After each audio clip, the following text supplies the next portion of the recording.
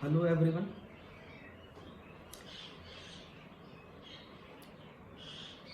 Ready? Ready for loading? Actually, it is unloading, but your mind is so much conditioned that it becomes always ready for loading.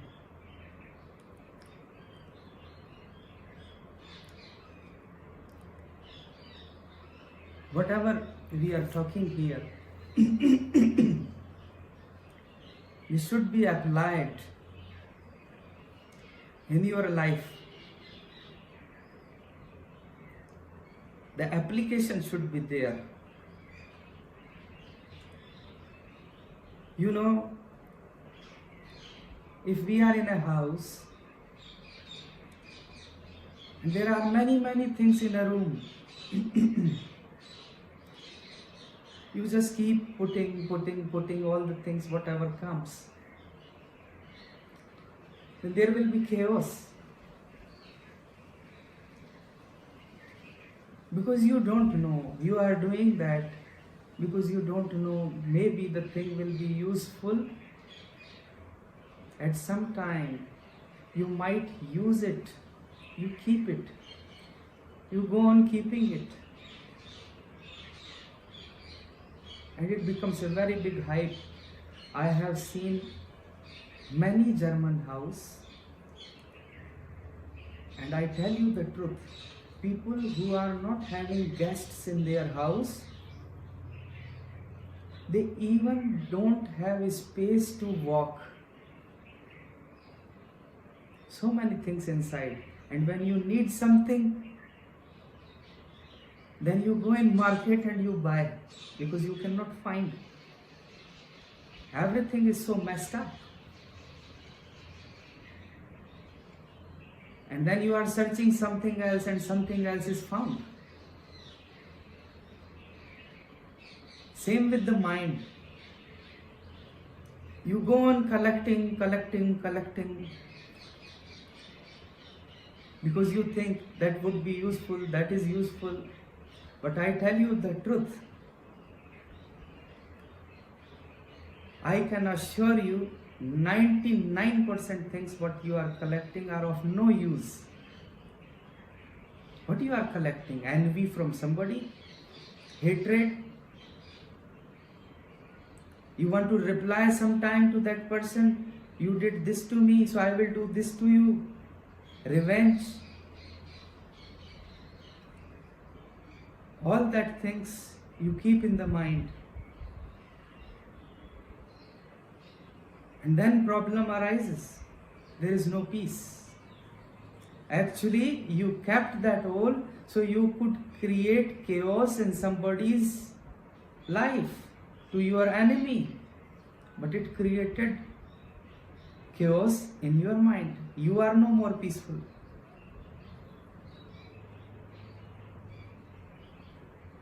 Think deep and understand. There are only some things which you should keep in the mind. A very systematic mind would react very powerfully. I got some questions. I would like to ask what to do when I am thinking too much. How can I stop it and be more connected with my body and feelings? Similar question, is it possible to stop thinking? How can I do it that thinking no longer disturbs? Now you see,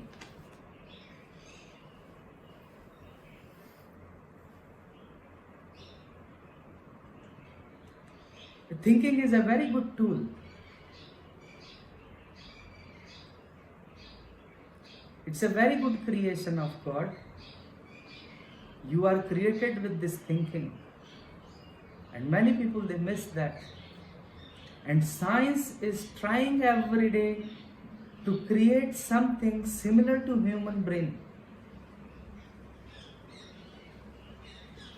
But you have the masterpiece. Science is not able yet to create. Of course, they created one artificial intelligence. They called it Sophia. It was United States, some creation, and then Saudi Arabian country. It gave the citizenship to that robot. But still,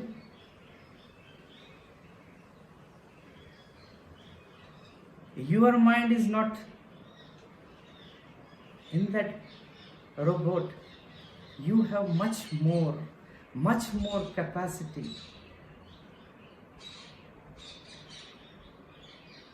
When I am saying that, many people might think the capacity is there, but you are not using it with full capacity. Your mind has become mediocre. It became mediocre because of your misuse. If you use it properly, it's a gift. But we don't know. And we are using it, we are misusing it actually. It's such a beautiful thing when there is some problem, because most of the problems, they are not existential problem. Most of the problem in your life are created by you, are created by the mind. And whatsoever problem that is created by mind can be only solved by mind. So if you say, how can I stop? How can I throw this thinking out? Then what you will be? Nothing more than animal. Of course you can be peaceful. Of course you will be in a jungle. There will be no traffic, no sound.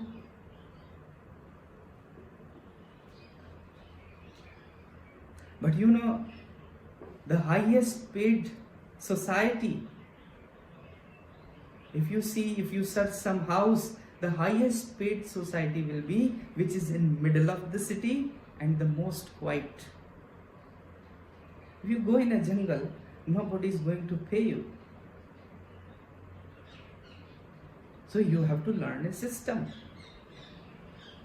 There are some restrictions. Therefore, that society is peaceful.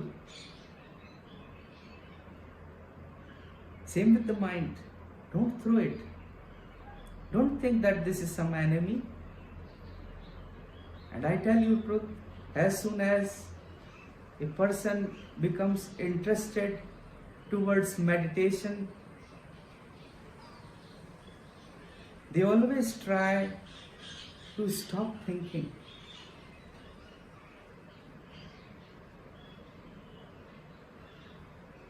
More the person is interested, more he becomes the enemy of thinking.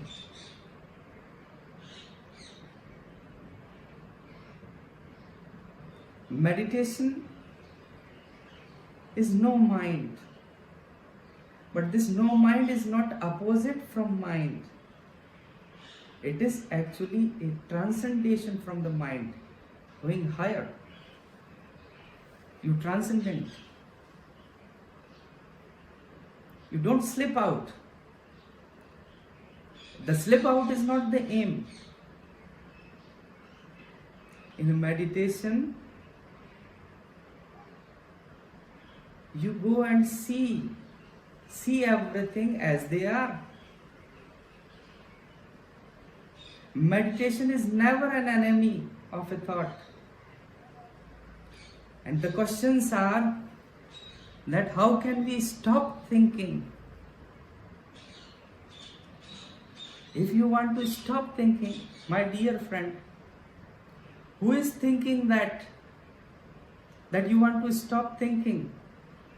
That is another thought. To stop thinking,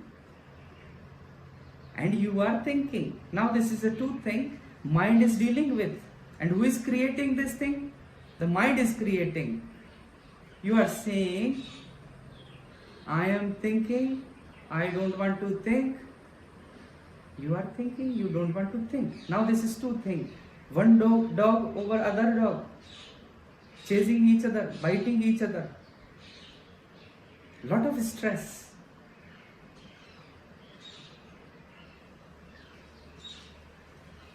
You say, I don't want to think.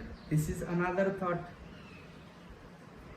You say, I want to meditate. From now on, I will meditate. Who is saying that? This is your thought. You want to attain Buddhahood. This is your thought.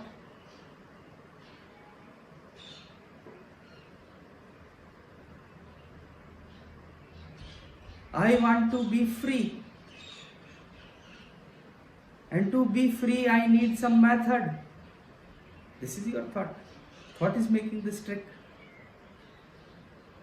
So question is, okay, what you will do? Just watch.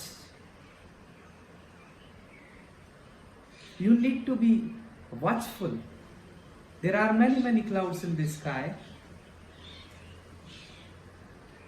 And clouds, they are passing through sky. There is no problem. We see and it is beautiful.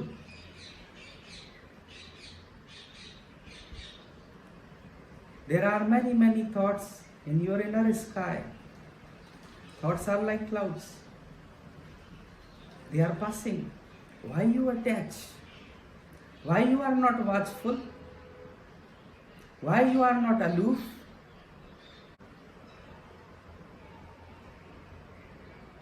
If you become separate, if you are aloof, the thoughts will not disturb you. They may pass, they may go.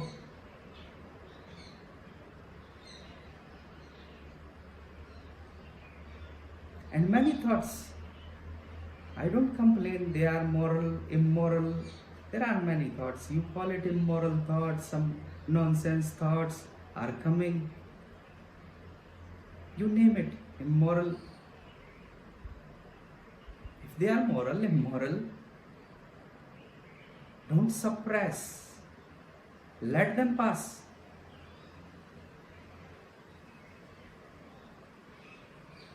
If you will give energy to any of the thought, that thought would definitely occupy your whole mind. And nothing more. You will be not able to see anything. Once what happened,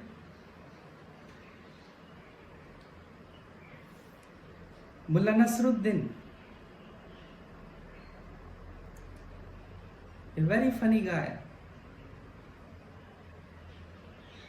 was sitting outside his house and was planning to visit some of his friends, and he already informed them that I will be coming. So he was just waiting for the time that time will pass and then I will go to my friends. If you are going to meet someone who is very dear to you, you wait. Like I was waiting today also for you. Since 1 o'clock I am waiting. Oh, it's not still 2:30. We are sitting and sitting, and I was waiting for you. That is still not, time is not passing. That is a different thing, that I am always little early, so I always plan. Time was 2:30, I was telling to my helpers, next time we will be morning time. That is better, so I don't have to wait. But last time I remember this was horror for you. You just had to get up from the bed and then on your screens. So I changed my time. So if you are there, if you are going to meet someone who is very dear to you, you wait. And time is not passing. Same way, The time of Mullah Nasruddin was not passing. He was sitting outside his house that soon the time will be and then I will go. But there happened a Jamal. Jamal was his childhood friend. Jamal came there, and seeing Jamal, he was very happy. They hugged each other. After many, many years, they were meeting together. He asked all about the journey, and then he told, you might be tired from journey, your clothes are dirty. If you like to take rest, you take rest. I am going to visit some of the friends. I will be back tonight. Jamal told, no, I am here only for some days and I don't want to waste a minute. I want to go together with you. I will be there with you. I will go along with you. Mullah told, okay. Jamal told, only one problem, my clothes are very dirty. If you have some clothes for me, please give. Mullah went inside, looked to his almirah. There was one very good suit, a good coat, pant and a turban, not as good as mine, but definitely there was turban. Actually that clothes king gave to him. For certain occasions he kept that he would wear. And he thought, my childhood friend is here, and what honor could be to present these clothes to him. He never wore them. With that love in heart, he presented that cloth to the friend that you go and wear. Friend was happy. He washed his face and legs and hand, wore the clothes and came out. When Mullah saw him, there was a twinge of jealousy because that friend looked like some king, and in front of him Mullah looked like a beggar. They were so rich clothes. There was a twinge of jealousy and he felt that very deep into the heart. But then, mind, when there is something, mind always makes some consolation. Always try to say, oh, it's okay. It always tries to pet you. He told, oh, he's my dear friend. And if he's looking so good like a king, that is a good thing. I should not be jealous. One thought, he's jealous. Second thought, he's telling I don't have to be jealous. Now two thoughts simultaneously in the mind. But again and again, the thought is bubbling. Am I right? I did the right thing. I gave him the clothes. What was necessary to give him that clothes? I could give him some other clothes and I could wear that. But then again mind says, no. He is my dear friend. And this is okay, I give. And what is there in the clothes? Clothes are clothes, good or bad, nothing matters. The inside should be beautiful. So many things. Whatever he had learned, he was repeating. All the moral things, all the good things. But they were learned. They were not understood. So he was repeating, and we all people, we learn many things, but we don't understand. We learn that it is good to be non-violent. We learn that warmongering is not correct.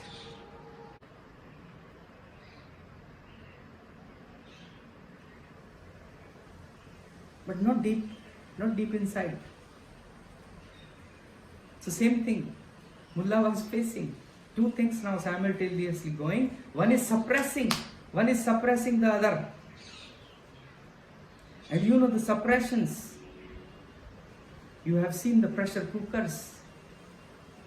Even the air is suppressed, and with how much whistle it comes out. All the way he was thinking when they were moving to the friend.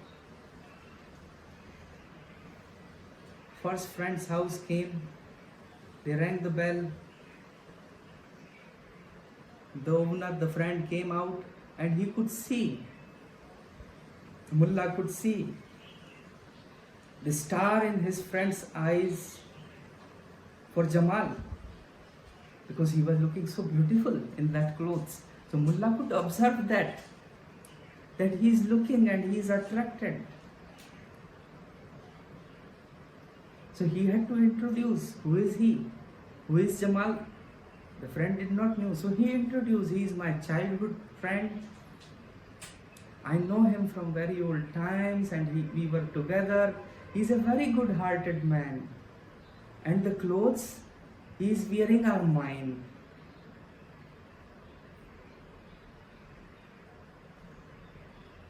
Because this was going on all the time in the mind. So he told, tongue slipped. What is inside actually comes outside. Mostly the tongue is not slipped. The inside thing comes out. So he told, the clothes he is wearing are mine. They had chit-chat little bit, and then they came out. Jamal was a little angry and astonished. He told to Mullah, what is this? If you would have told me already before that you are going to do like that kind of thing, I would have worn my clothes, even though they were dirty, but at least they were mine. Mullah was very sorry. He told, actually I did not wanted to do that. I don't know how it happened. I slipped my tongue. He told, no, next friend I am not going to accompany you. Mullah told, no. I have thought already that this was my mistake, and I want to cover my mistake.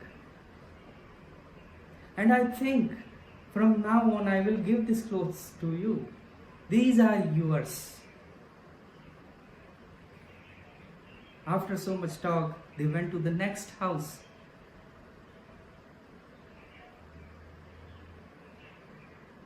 Again, he saw that clothes were attractive to that people also. The twinge of jealousy again rose in Mullah, although it was very much suppressed. It rose. You cannot suppress. It comes out sometime. Again the same problem. He introduced, this is my childhood friend Jamal. He is very dear to me, and he is very good-hearted. And the clothes he is wearing are not mine, they are his clothes. Now mentioning the clothes made some doubt. What is this?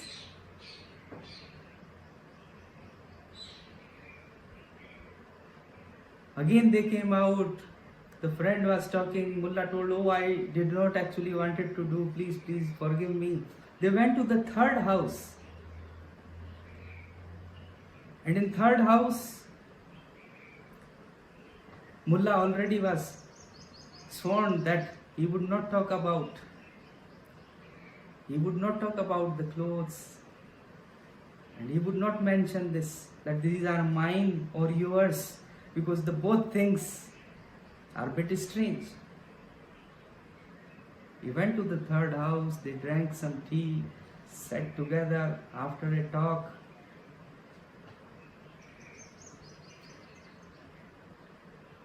Somebody asked from them, you have not introduced your friend. Actually, Mullah kept a strategy that he would not introduce him. But somebody asked, you were not introducing your friend. So he introduced again, this is Jamal, my childhood friend. He is very dear to me. He is a very good-hearted. And I have sworn not to talk about the clothes, either they are mine or his. Same thing. Mind is such. If you suppress, more and more things will come. They will bubble. You will not know and they will come and come.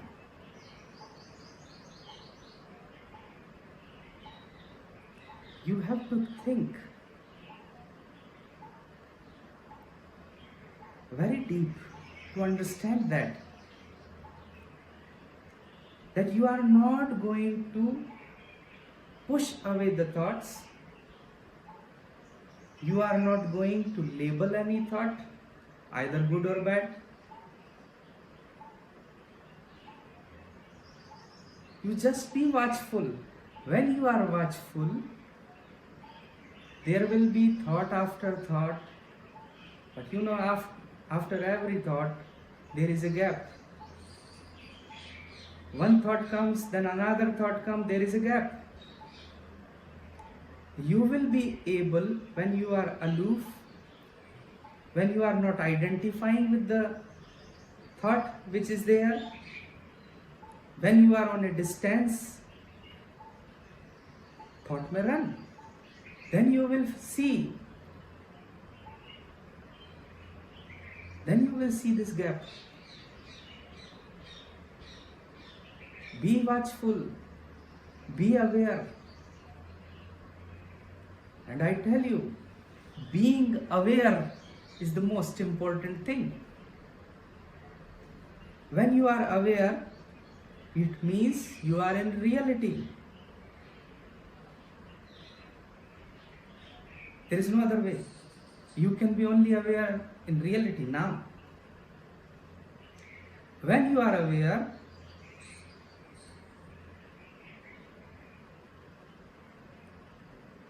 mind is not there. Mind ceases. Because mind only operates in past and mind only operates in future. There is nothing to do with reality.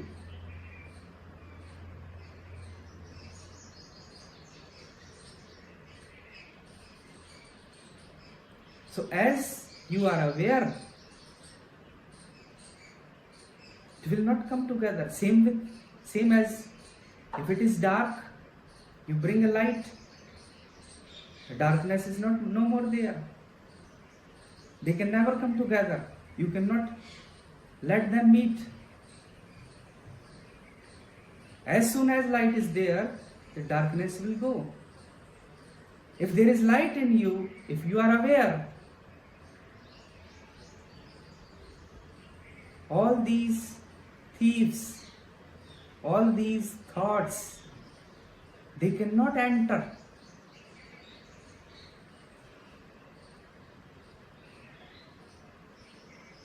You will make a big fort, Seattle.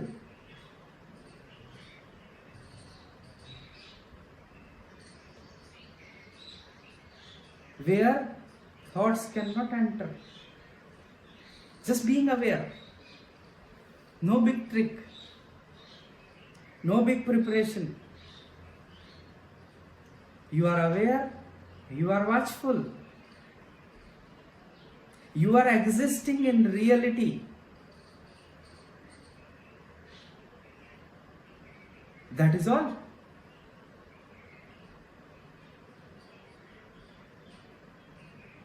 But you know, if we see philosophy, and mostly the Western philosophy, the father of modern Western philosophy is René Descartes. And what Descartes says? He says, cogito ergo sum. I think, therefore I exist. Cogito ergo sum. I think, therefore I exist. Now this is absurd. This is strange. This is nonsense. I think, therefore I exist. If you see in the East, if you see Buddha, If you see Nagarjuna, if you see Shankaracharya,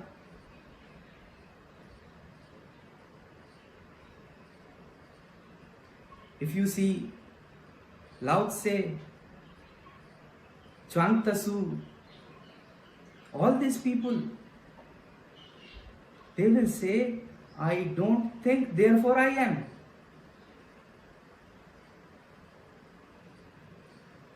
And this is the finding of East.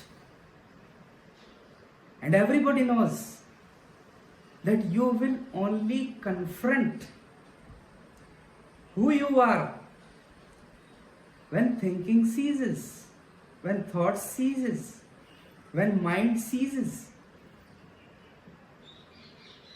As long as thought is there, as long as the mind is there, you will not confront yourself. You don't know.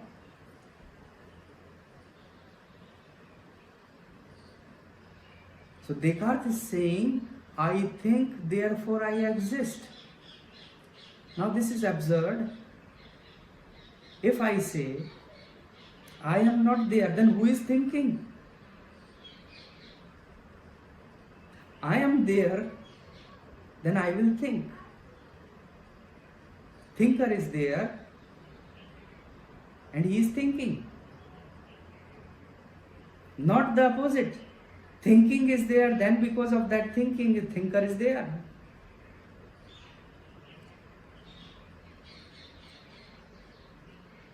Now this is a strange thing, and this will be applied to everything. I feel. I am there, that's why I feel. Not that feeling is there, that's why I am. There are many more phenomena like that. I love. I am there, therefore I am loving.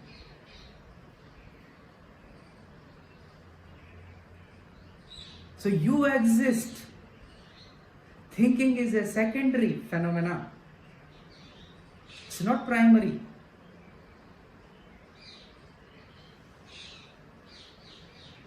Thinking is secondary. First you are there and you are thinking. But when you are watchful, when you are aware, the thinking will cease. And many people who meditated, Descartes doesn't know that. He never came to East. He is not knowing that many meditative people, they would say that thinking is stopped. And still they are. Doing a meditation means thinking stops. Not by pressure, not by suppressing, by its own accord. Thinking stops by its own accord. That is a meditation.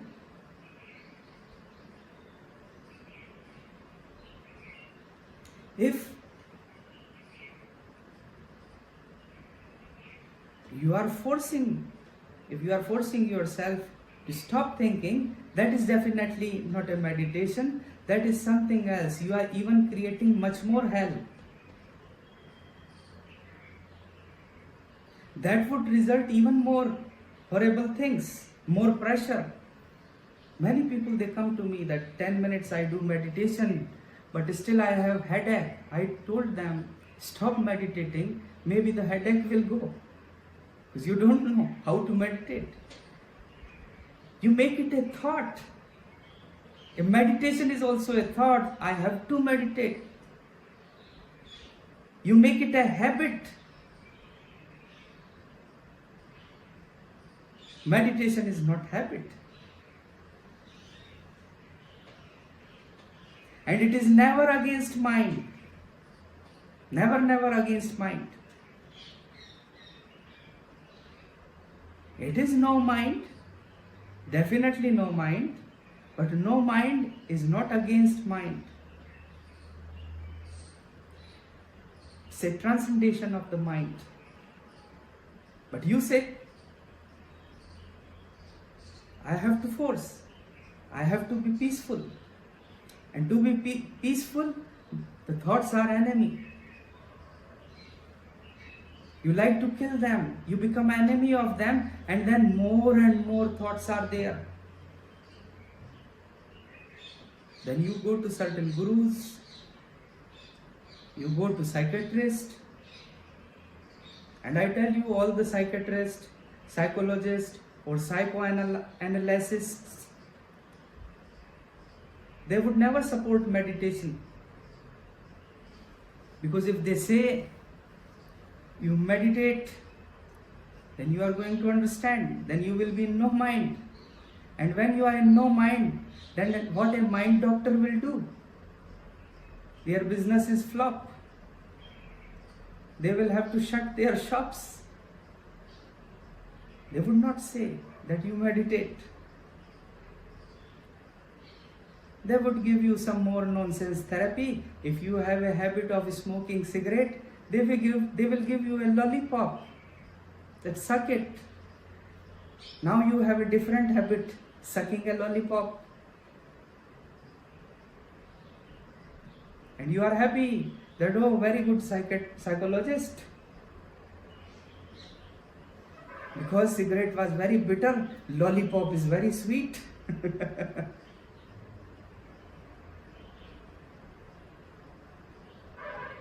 You go on changing, they go on changing. But they will always keep you in mind. Because as you are in mind, their business are running. If you are out of the mind, if you are transcendenting the mind, the business is closed. Finish. No job.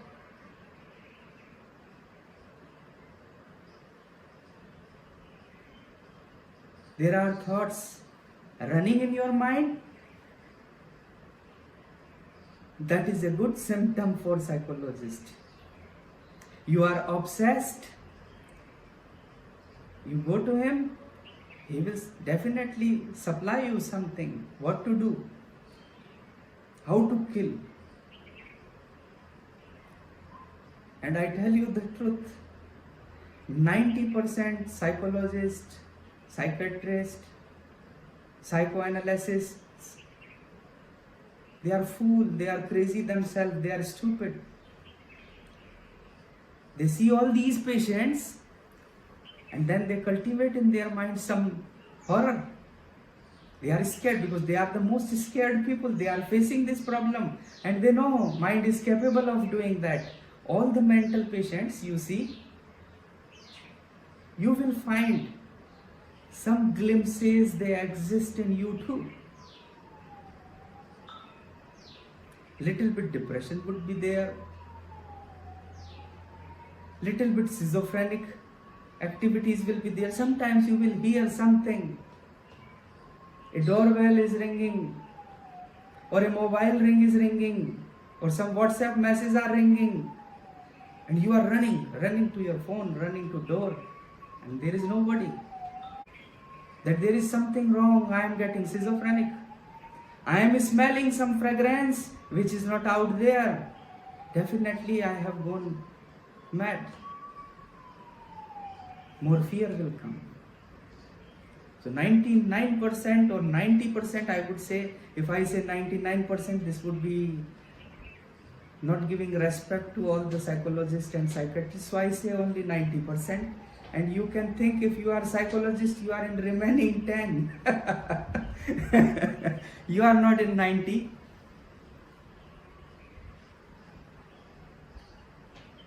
But this is going on.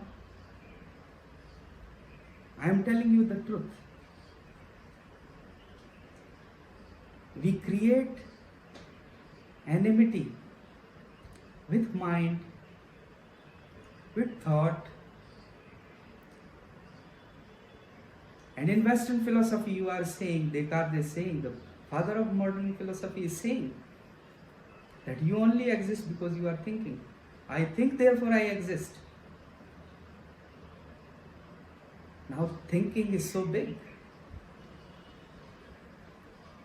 But I tell you the truth. If you are going to kill these thoughts with whatsoever method, I don't care, because there had been many methods. There are many drugs available. You are drugged, they will give you some chemicals, thoughts will stop. There is electrotherapy, they will give you some shock, thoughts will stop.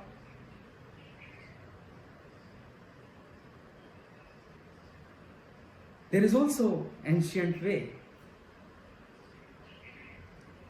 If you see yoga, many people, they misuse yoga. Actually, yoga is not such what they are doing. It was to transcend the world, but they are using it in the world. And what they are doing? There is one exercise, it is called Sirsasana, headstand. Now I have told you, mind is such beautiful, it's so delicate, there are so many things. A whole library is inside your mind. And I say maybe whole cosmos. Because your mind is not only your mind, it's a generations. And there is something in you from the generations. Your ancestors. Therefore, this delicacy is so much. But you take it easy. You say this mind is just mind, but ask a scientist who made this Sophia, a robot, artificial intelligence, such a small place, and your mind is fit. If you are going to make a robot in future with some mind like a human being, that would be very big head and lot of noise. But everything here is very silent.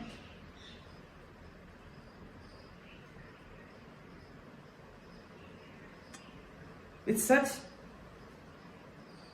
a delicate mind, how you are behaving? You are thinking that this mind is my enemy.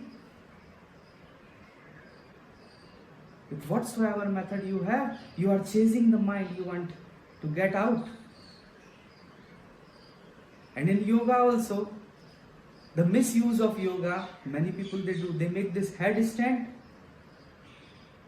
And of course they might feel some peaceful state in that. They feel some peace. Because the blood is rushing to your head, and it is much more blood than you need. You are putting your head with this gravitation, lot of blood is rushing, and you think you have become peaceful.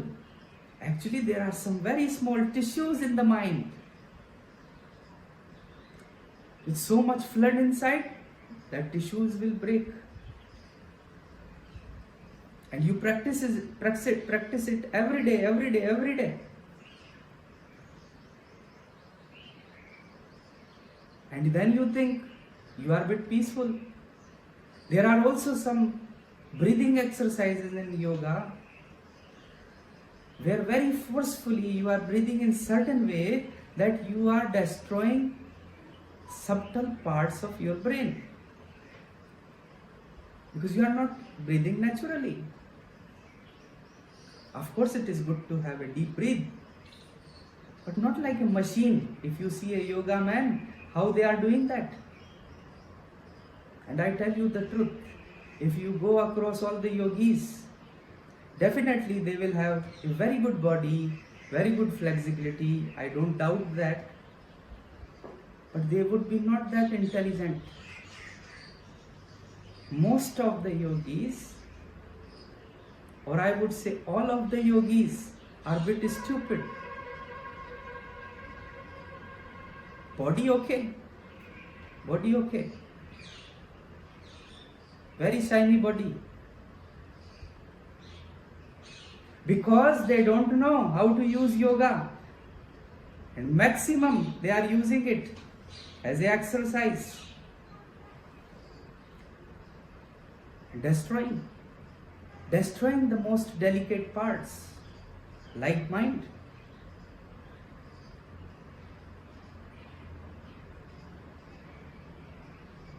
There are also definitely some drugs like LSD, marijuana, ecstasy, and many more, etc., etc., with which you can stop the thoughts running in your mind. But then you are choosing something else. Now, for now, at this present moment, mind is your master, thoughts are your master. But choosing this drug, this is falling down. Now this drug will be your master. Now choosing even worst master. By choosing the drug, you are choosing the worst master you could have. Then mind was better. But you are choosing. Now you are choosing to drugs. When you take drugs, of course, for some time you will be peaceful, but then more and more demand. Body will be ruined. And also mind itself will be ruined. All these techniques, my dear friend, are just tricks. And I am not going to trick you. I want to tell you the truth. And truth is, if there is something to solve with the mind, use it. It's a very good thing. The problems which are created by mind can be only solved by mind, like a mathematical problem. All these mathematical problems, they are created by human mind. Now if you think, I will drop the mind and I will solve it by meditation, no meditation will help you. You cannot meditate on mathematical problem. You need a brain, a sharp brain to solve it.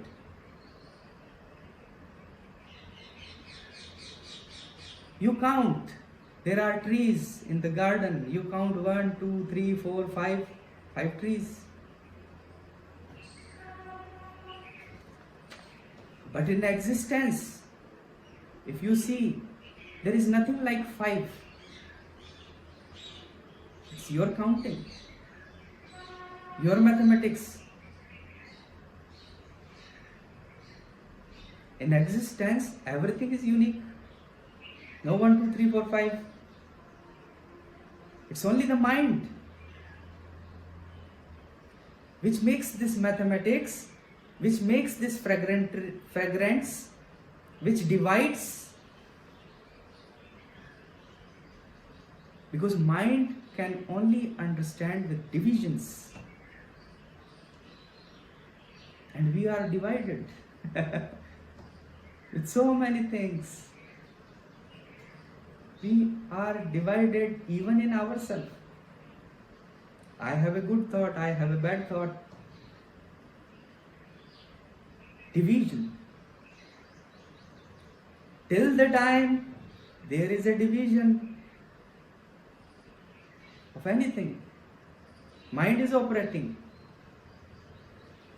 I am not good, but I want to be a good person. Division. I am this, but my ideal is this. Division. Then there also comes a question of time. We are not going in all that.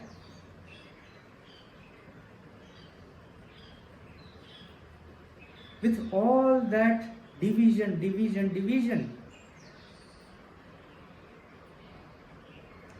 mind get ease. And most of your problems, they are not existential problem, my dear friends. An existential problem cannot be solved by mind.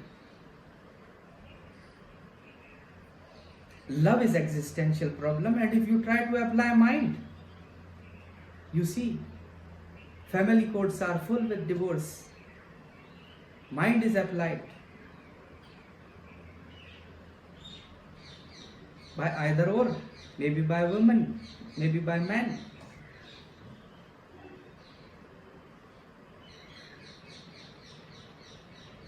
If you see death is existential problem, mind cannot solve. I can tell you many things. Your very dear person died, your some beloved died, I can consolate you. That, oh, the soul is immortal, don't worry, everything is okay, who is born has to die, many things. And you know all these things if you have read Upanishad or many other scriptures where they are saying that, but you have not felt that. Now you know it by mind. Somebody died, you know all the immortal souls and this and that theory. You can be happy with that for some time, but again the thought comes, then next person dies in your family, and then again the same grief is in you. Now how you are going to solve? You are going to solve with thinking, then this is a problem.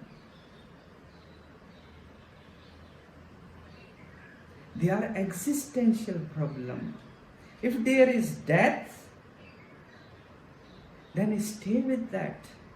If you are sad because some dear person of your family died, then be there together with that. By knowing it, maybe it is a sad thing, maybe it gives you very much pain, but be with the pain. Only then you are in reality. You are not using the mind for the first time. And as soon as you come to reality, as soon as you are attentive, that is only meditation, nothing else. Everything else is just fooling. I think time is running,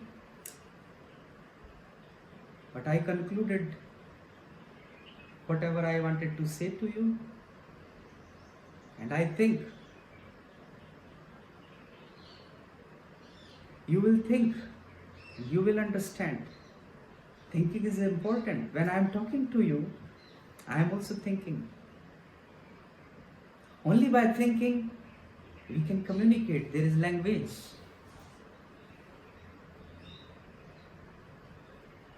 But when I don't want to think, I don't think. The button is there. You are missing that button. And now you are searching around. Maybe a psychologist has a button. Maybe Abhimanyu has that button. Definitely psychologist is not having that button. Definitely gurus are not having that button.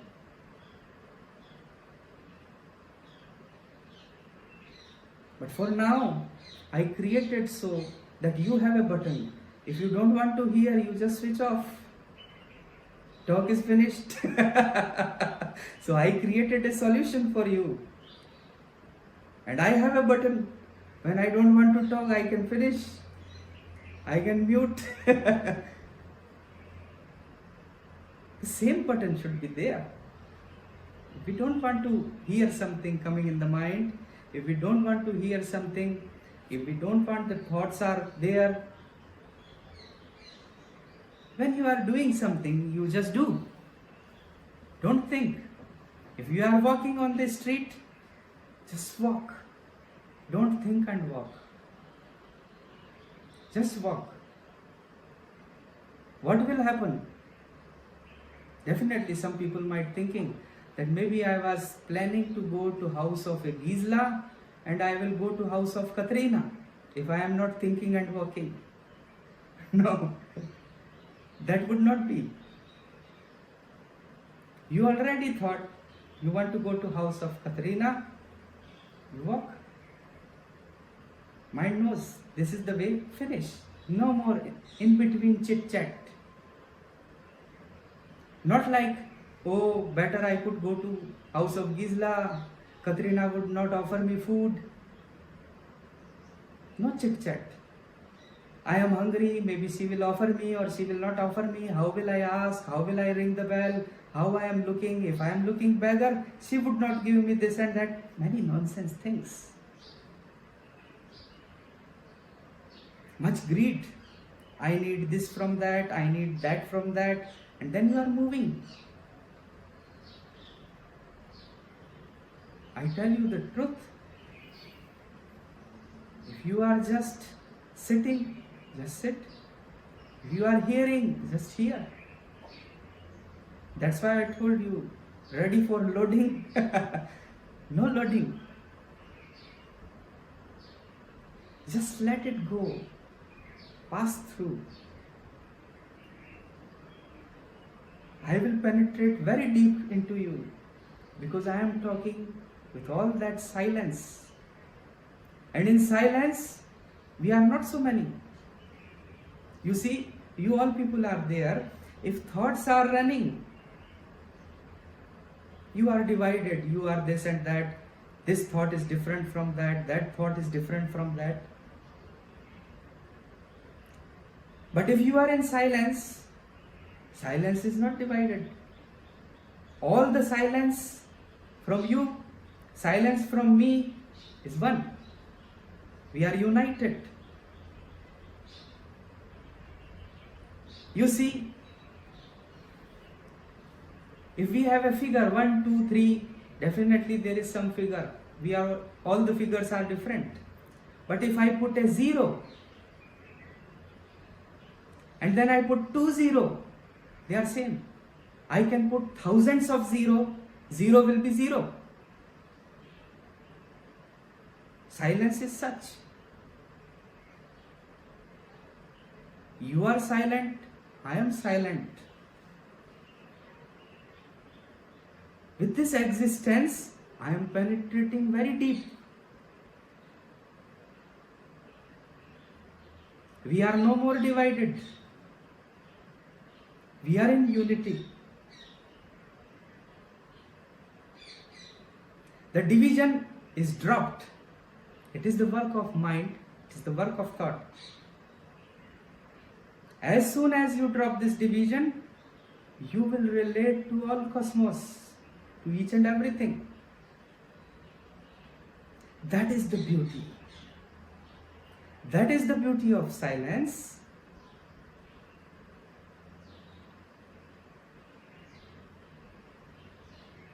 Complete unity. It's a vacuum. For the first time, when you will understand that, I tell you the truth, whatever you call it Jesus, you call it God, you call Almighty Allah. If you confront with this reality, if you confront with what is, if you come into that silence, there is nowhere to go. Everything, all this God, all this Almighty exists in you. What is in is out.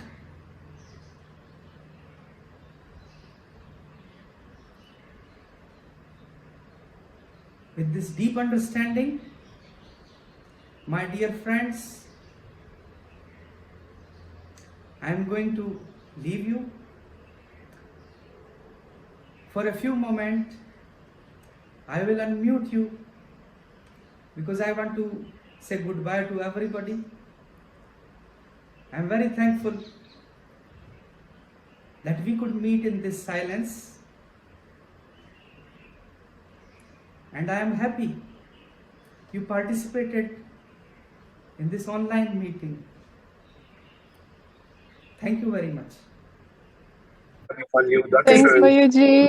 Thank you. Thank Thank you. Yes, TikTok. Bye bye. Thank you. Bye.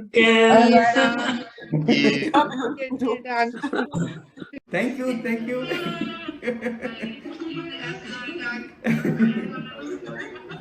Thank you. Bye bye. Choose. Very good. That is the music for me.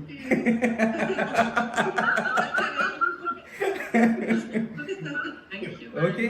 Thank you. Bye bye.